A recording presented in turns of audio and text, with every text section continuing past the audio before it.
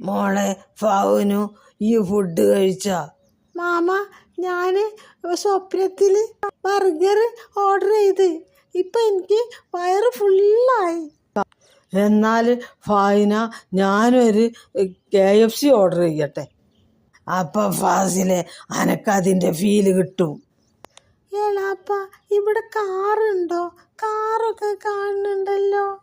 അത് ഫൗനോ ഭൂമിയിലത്തെ നിഴൽ ഇങ്ങോട്ട് എത്തുന്നതാണ്.